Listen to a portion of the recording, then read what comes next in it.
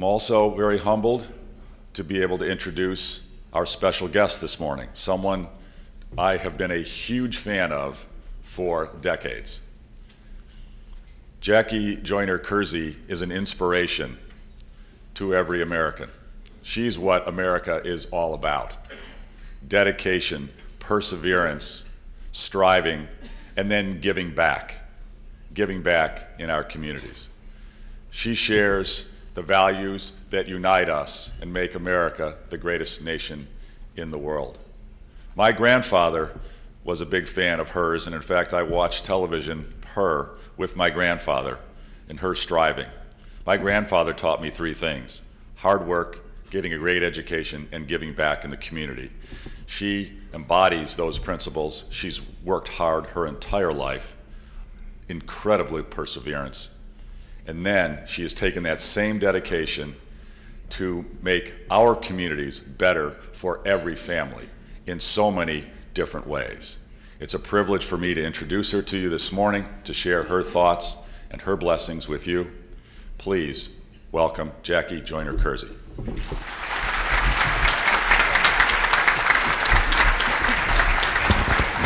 Thank you so very much for that very, very warm welcome. And to the head table, I am honored to be in your presence.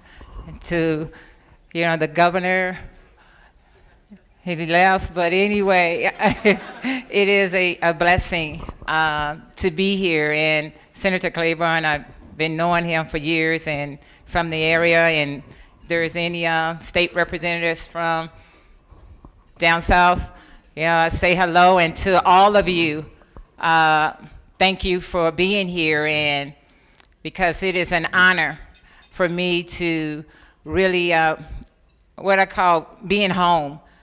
Being from East St. Louis as a young girl growing up and not knowing, where how my dreams were going to become a reality. Seeing my mom and dad struggle to make ends meet. My father lives here in Springfield, but from the time I was a little girl, he would come back and forth, going from East St. Louis, coming to Springfield, trying to find a job, just really trying to make a difference, because him and my mom were teenagers when they had my brother and then myself and then my other two younger sisters. But through it all, we had a strong faith, a faith in believing in God, knowing that the impossible is probable. Seeing my mom struggle day in and day out, not having a high school education, but still believing that there is a possibility that she's willing to work hard to make sure that her children can have a better future. As a young girl, not really understanding where my mom was coming from, thinking that she's being extremely strict, not realizing that I need to listen, understanding what the struggle is, understanding what is a challenge. For us, we always had, even though we didn't have a lot of materialistic things, but we had a lot of love in our home. And that was because we had God in us, knowing that how difficult it may appear. My mom probably was sitting in a room endless nights, probably crying, but never allowing us to see that, but just trying to make it happen. While my father commuting back and forth, bringing home that little check that was making a difference while we live in the home of my great-grandmother. So my parents were providing. I was very fortunate to find a community center that provided so much hope. Going to that community center and working with a librarian, teaching me how to check out a book. Young kids from St. Patrick, y'all got smartphones and all that. We used to have encyclopedias and we had to look it up. That's what we used to do in the library, So I would go to the library and work with the librarian on trying to do book reports. And the name of the center was the Mayor Brown Center. I would work with the senior citizen. And because I didn't, I knew my great-grandmother, but I didn't really have my grandparents around me. But over at that center, the seniors became like a part of my extended family. in being respectful. You know, they would tell on you, you know, you would learn from them. You would do arts and crafts with them. They also had a Meals on Wheels program. It's just really great. And then they also had the recreation, and I was exposed to running track. And track was something that I love, and I wasn't really good, but I wanted to be good. I really wasn't. My first competition, I finished last, you know? I did, and I said to myself that if I can improve a tenth of a second, if I'm running, or a half of an inch, if I'm jumping, that meant that I was getting better. And I would go to competitions, and you know, they would give us all these beautiful different color ribbons. And that ribbons were for people for 4th through 8th. And I got a lot of ribbons. And then I realized, you know, other young girls are on the podium, 1 through 3rd, get medals. And I was like, I want to get a medal. So I started working on trying to get on the podium. And eventually I started getting on the podium and working with my high school coach, who was also my age group coach, who was also still my mentor, Coach Nino Fenoy. You know, having people around me who believed in Jackie, the person. And at that center, and working with Coach Fenoy, who continued to do tireless work in the community, teaching not only me, but all of us about volunteering. And at that time, when a young girl, I didn't really know the word was so big, but people made a difference. My parents believed and taught us not to take anything from strangers. And as we would go to meets on the weekend or track meets, that my mom would say, just come home and eat. You know, I don't have money for you to, you know, go to the restaurants or wherever they're taking you. I don't have that. I need you to come home. And I remember, if you ever go to any age group meets or track meets, and you know you out there like 10 hours. And so I would tell the coaches, I'm not hungry. And they knew better because they knew we had been out there long, and they wouldn't question. They would just say, go in there and get something. So it was a relief on my part because it wasn't like I was asking, even though there are coaches, but still in my mom and dad's eyes, they're strangers. And those strangers really became a part of my extended family. Those strangers, my parents became to know. My father grew up with my coach. My mom didn't quite understand what I was doing athletically. She wanted me to get an education and get a job. She didn't care about what I was doing running on the track. I would go to the local grocery store and have one event, and the store clerk would always say, I got your picture, I saw you in the paper. And my mom would be like, what you in the paper for? You know? So I had to explain to her. But through it all, my parents instilled in me a sense of understanding who I am and understanding why they, as a family, fought for us to make a difference in our lives. I was taught at a very young age that it is beautiful to dream, to close your eyes and dream the impossible.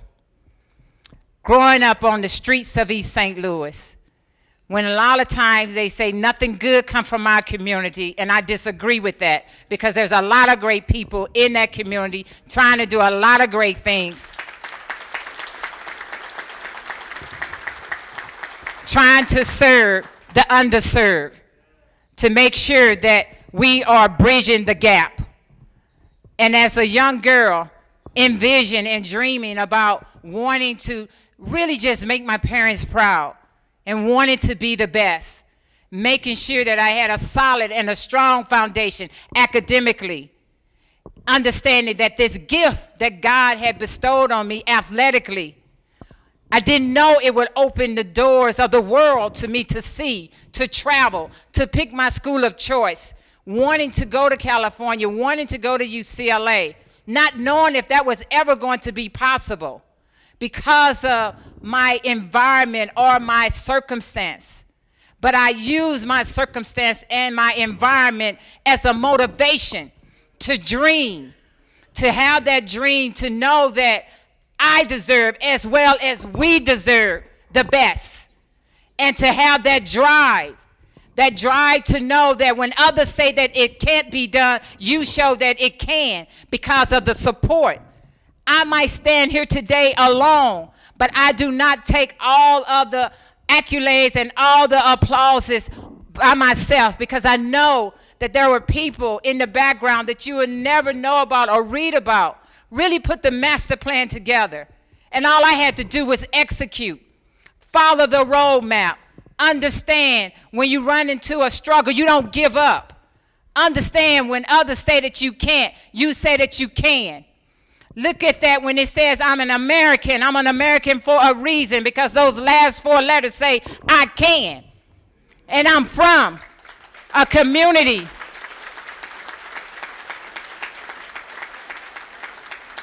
being from a community that's always beaten down.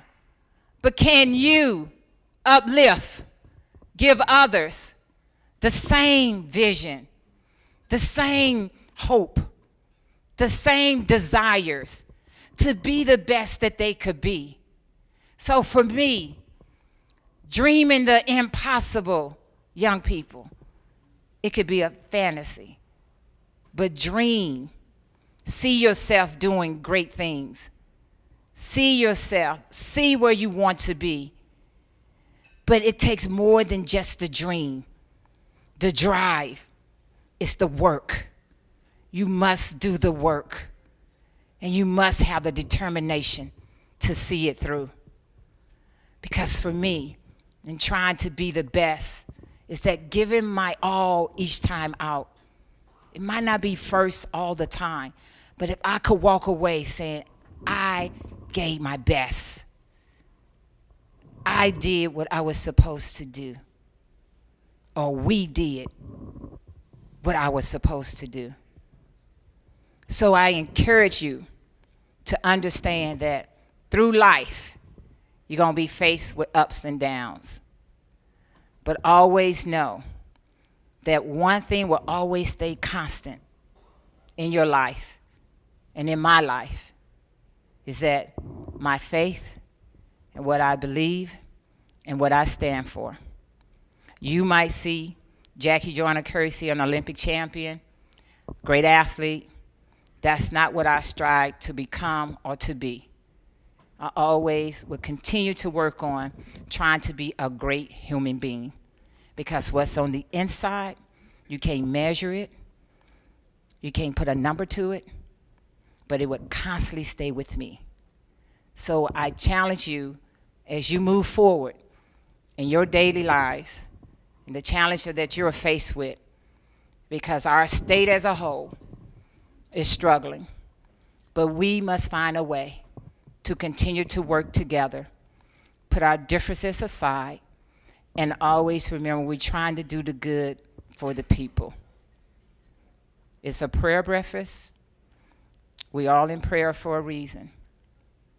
So I say to you as I close, is that someone once told me this quote, that you share shall multiply. That you hold back on shall diminish. God bless you, and thank you.